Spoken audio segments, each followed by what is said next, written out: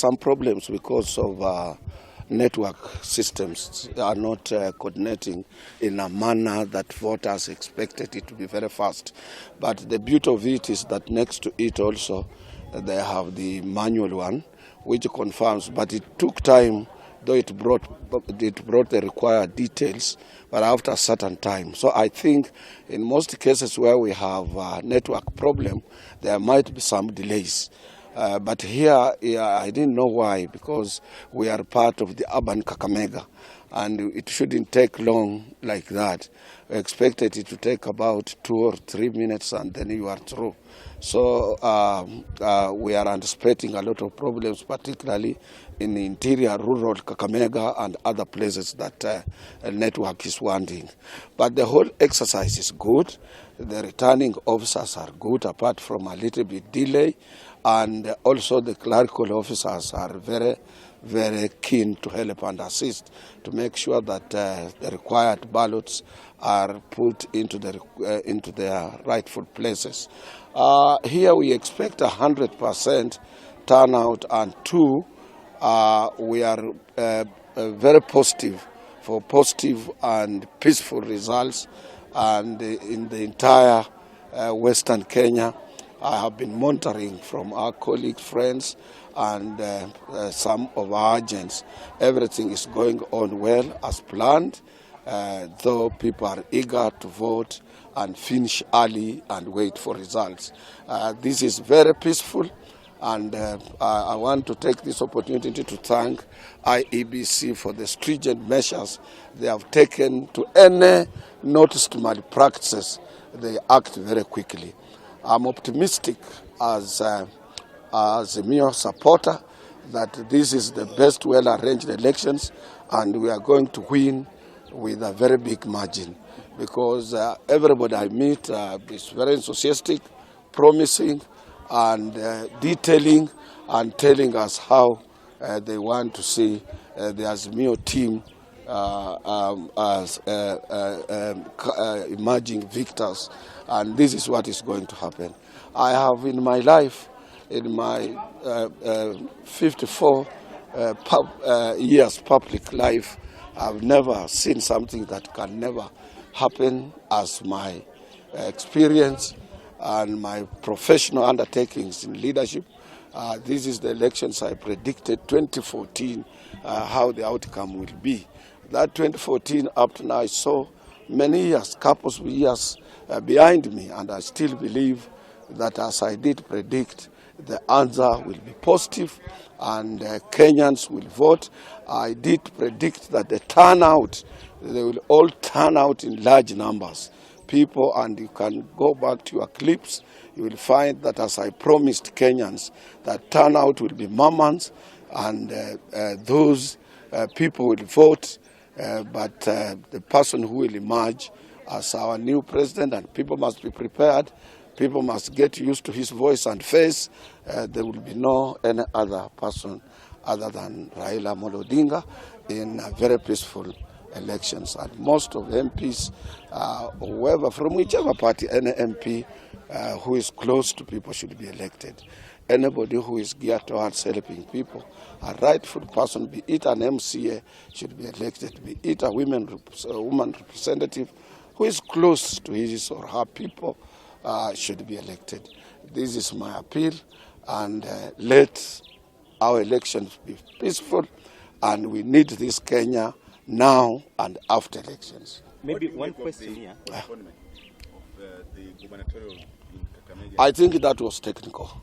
It might have been not through design, but it might be some technical problems, unanticipated technical problems that IEBC was not aware of. Or those, what I've said time and again, it is not good to be printing these papers outside Kenya, nearly 60 years or more than 60 years after independence. We can print these things here. Delaru can do it, and other international press based here in Kenya, we can do it. Even our government printer can print these things. These are very local things, or any press can print it in this country. If these papers were printed here, they would have been corrected last night. This thing of saying they must be printed outside, this is something that should be deterred. The next incoming government must attempt two things. One, the period of campaign must be reduced to 2 or 3 months. Anybody who campaigns more than 2 or 3 months will be disqualified, or all campaigns must be barred. Two, printing materials must be done locally. And we must have that faith in ourselves and trust. And I think those two areas are wanting, but we don't want to blame IEBC for that. Particularly the Mombasa and Kakamega people are very unhappy because they were prepared to vote for their governors. And I know we will, at a later gazetted time or period, we will be able to vote for our preferred candidates at that particular time. Maybe one question here. We understand that in some parts of Kakamega County, we've seen a slow pace in terms of KIEMS kit identification of voters. Do you think that the deadline of 6 p.m. will maybe lock out some voters? It might lock out some voters, but you know, they are also free. If the kits are not properly working, they can resort back to manual, because they have manual. When I went in, it took time because of airtime for the details to come out of that particular electronic kit, but immediately next to it, my name had been found in the other manual document. So I don't think if they want to speed up using the two, as they are allowed to do that, it will be a big problem. Yeah. Thanks so much. Any question? Tuko sawa. Asante.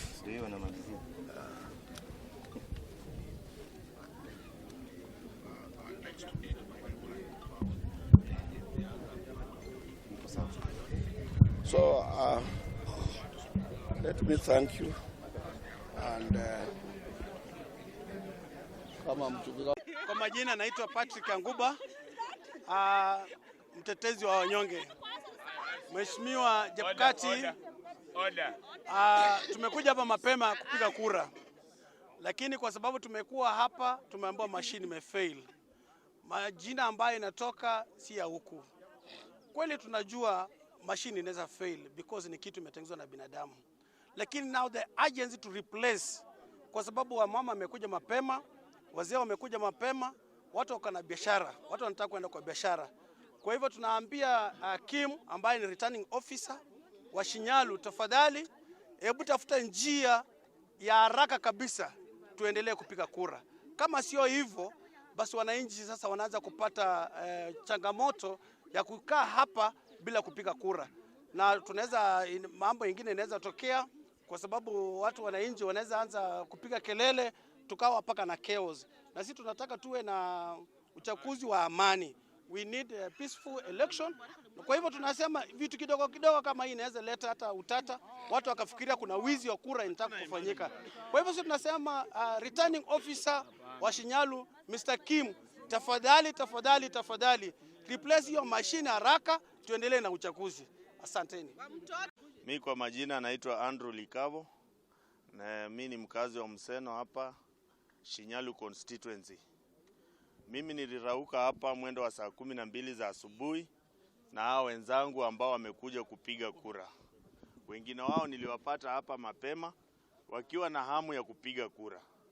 La kushangaza, tumekuja hapa tunapata hizi KIEMS kit hazifanyi kazi. Kuanzia saa 12 za asubuhi, saa hii tunaelekea saa 1 na kitu na nusu, uchaguzi haujaanza.